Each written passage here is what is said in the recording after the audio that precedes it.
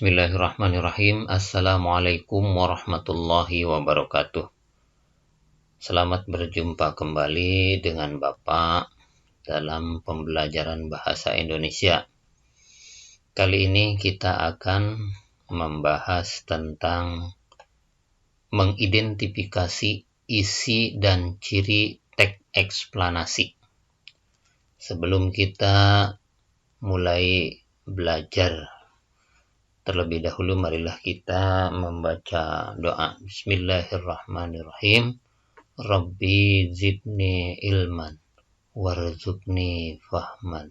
Amin ya rabbal alamin. Anak-anakku sekalian, materi pembelajaran kali ini ada dua hal yang harus kalian kuasai ya. Yang pertama, mengidentifikasi isi. Yang kedua, mengidentifikasi ciri dari teks eksplanasi. Ya. Kalian tahu identifikasi? Identifikasi itu apa? Identifikasi ini ya, itu berasal dari bahasa Inggris identify, yang artinya mengkaji, meneliti.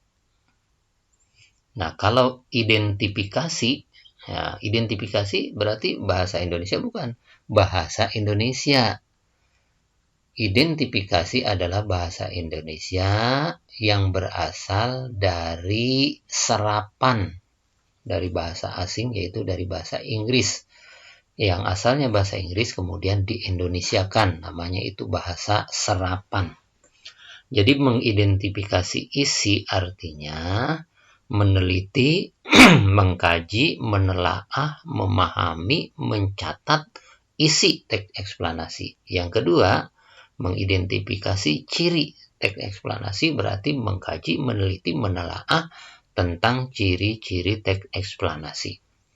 Itu ada di buku tematik halaman 21 sampai 23 untuk isi teks eksplanasi, kemudian halaman 31 sampai 32 itu tentang identifikasi ciri teks eksplanasi.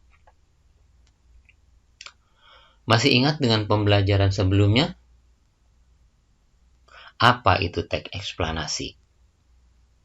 Masih ingat? Kemudian yang kedua, apa itu ciri eksplanasi? Apa itu ciri-ciri teks eksplanasi? Masih ingat? Nah, baiklah, sedikit Pak Guru ulas kembali ya, review, takutnya masih lupa. Teks eksplanasi adalah teks yang isinya menjelaskan mengenai suatu proses yang berkaitan dengan sains atau ilmu pengetahuan alam. Jadi teks eksplanasi, teks yang isinya menjelaskan mengenai suatu proses. Kemudian ciri-ciri teks eksplanasi ada 3, yaitu pernyataan umum, yang kedua deretan penjelas, ketiga kesimpulan. Pernyataan umum maksudnya apa? Ungkapan secara umum apa yang dia temukan.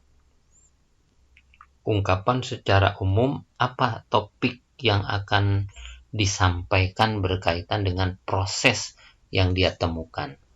Itu disebutkan di paragraf pernyataan umum. Kemudian deretan penjelas artinya apa? Yaitu paragraf-paragraf yang isinya menjelaskan secara detail tentang temuannya, tentang proses itu bisa terjadi itu seperti apa. Tahapan pertamanya ditemukan oleh siapa, kapan, manfaatnya untuk apa, kemudian sesuatu yang berkaitan tentang proses itu sendiri dijelaskan dalam paragraf deretan penjelas. Nah, deretan penjelas biasanya ya lebih banyak karena sifatnya mengungkapkan tentang bagaimana proses, ya dijelaskan secara detail. Kemudian yang terakhir adalah kesimpulan. Ya, kesimpulan berarti pernyataan singkat dari pernyataan umum dan deretan penjelas.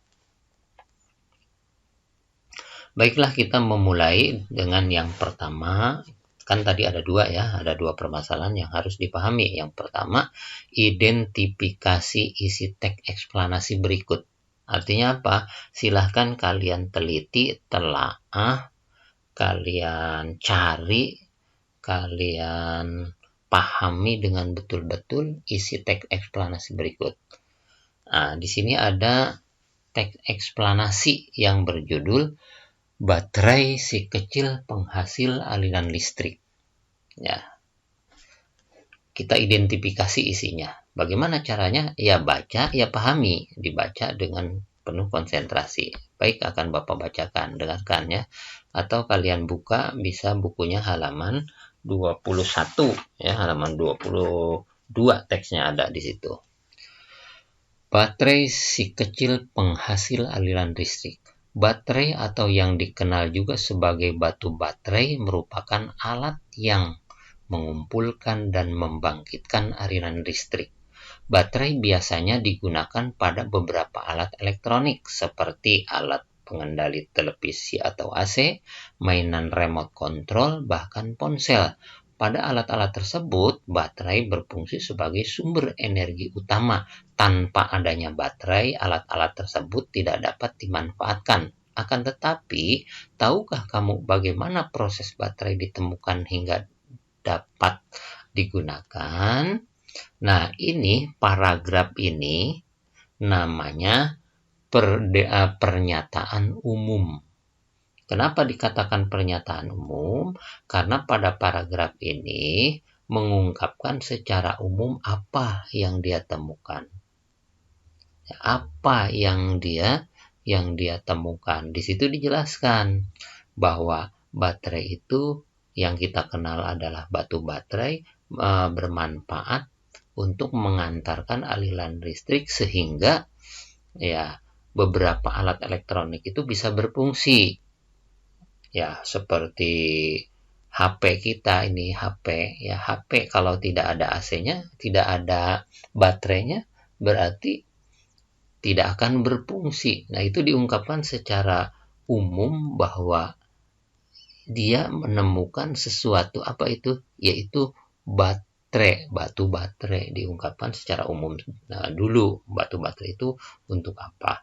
Kemudian paragraf berikutnya, nah, itu bagian yang kedua, yaitu deretan penjelas. Dijelaskan bagaimana proses temuan baterai itu. Kita lanjut. Baterai pertama kali ditemukan oleh seorang ilmuwan bernama Alessandro Joseph Antonio. Nah, ini menjelaskan deretan penjelas bahwa baterai itu ditemukan seorang ilmuwan yang bernama Alessandro. Kemudian dijelaskan lagi apa? Ia seorang profesor yang mengajar di sekolah di beberapa sekolah di Italia. Kemudian dijelaskan juga beliau itu cinta dengan ilmu sains ya. Kemudian berusaha terus untuk melakukan penelitian berkaitan dengan ilmu fisika.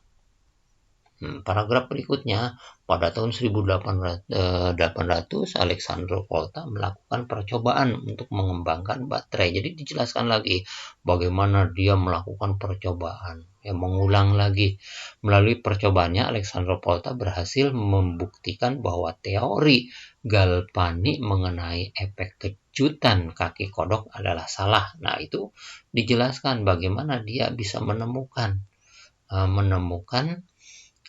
baterai tadi. Berdasarkan hasil penelitiannya, Alessandro Volta menjelaskan bahwa efek kejutan tersebut sebenarnya merupakan efek yang didapat dari hubungan antara dua logam tak sejenis pada pisau bedah Galvani dengan kaki katak yang bertindak sebagai konduktor listrik. Nah, itu dijelaskan bagaimana proses temuan baterai tadi. Melalui percobaan itu pula akhirnya Alessandro Volta berhasil menciptakan baterai pertama buatannya. Baterai tersebut diberi nama baterai Volta. Kemudian berikutnya, baterai pertama ciptaan Alessandro Volta dapat menghasilkan aliran listrik yang stabil. Nah, melalui berbagai percobaan, Alessandro Volta akhirnya menemukan bahwa pasangan logam tak sejenis yang paling efektif untuk menghasilkan listrik adalah seng dan perak. Baterai buatan Alessandro Volta tersebut dikenal sebagai sel elektrokimia pertama. Nah, ini menjelaskan bagaimana proses baterai ditemukan oleh Alessandro. Kemudian paragraf terakhir. Nah, paragraf terakhir biasanya berupa kesimpulan itu pernyataan singkat. Ya, berupa pendapat dari si penulis ini, dari Alessandro. Baterai pertama ciptaan Alessandro Volta menjadi acuan dalam perkembangan teknologi baterai hingga sekarang. Tanpa adanya percobaan Alessandro Volta, tentunya tidak akan ada baterai yang sederhana seperti yang kita gunakan saat ini. Sama seperti benda lainnya, baterai akan semakin bermanfaat jika terus dikembangkan dan digunakan dengan benar. Nah, ini paragraf terakhir adalah kesimpulan. Nah, setelah memahami teks eksplanasi tersebut, jawablah pertanyaan-pertanyaan berikut. Pertanyaan pertama, permasalahan apa yang dibahas? Pertanyaan kedua, siapa Alessandro Volta, dan seterusnya. Kemudian yang kedua, ya, kan ada dua hal yang harus dipahami. Pertama, identifikasi isi teks. Yang kedua, identifikasi ciri teks eksplanasi. Silahkan kalian identifikasi, kalian teliti, kalian telaah, kalian pahami, kalian catat.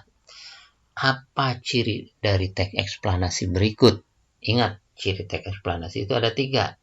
Pertama, pernyataan umum. Yang kedua, deretan penjelas. Yang ketiga, kesimpulan. Silahkan kalian baca James Watt dan mesin uap. Ini judulnya James Watt dan mesin uap. Nah, paragraf pertama, ini disebut apa? Alasannya apa? Kemudian paragraf berikutnya, nih ada lebih banyak ya. Tuh, 1, 2, 3. Ya, ada 3 nih. Itu disebut paragraf apa. Kemudian terakhir disebut paragraf apa. Tadi Pak Guru sudah menjelaskan di judul yang pertama ya. Judul yang pertama yang mana? Yang ini tadi itu. Baterai si kecil penghasil aliran listrik. Tadi sudah dijelaskan bagaimana ada pernyataan umum, deretan penjelas, dan kesimpulan. Nah, sekarang saatnya kalian untuk mengidentifikasi sendiri dari ciri teks eksplanasi. Ya, setelah kalian baca nanti, barulah kerjakan latihannya, yaitu 1. Sebutkan paragraf yang menyatakan pernyataan umum. Nah, yang mana tuh? Dari bacaan James Watt ya. Sebutkan paragraf yang menyatakan pernyataan umum disertai alasannya. Pertama. Yang kedua, sebutkan paragraf mana saja yang termasuk deretan penjelas. Sebutkan alasannya. Dan yang ketiga, sebutkan paragraf yang menyatakan kesimpulan disertai alasannya apa. Kerjakan tugasnya di buku tulis, kemudian kirim ke Moodle. Selamat mengerjakan tugas. Terima kasih. Wassalamualaikum warahmatullahi wabarakatuh.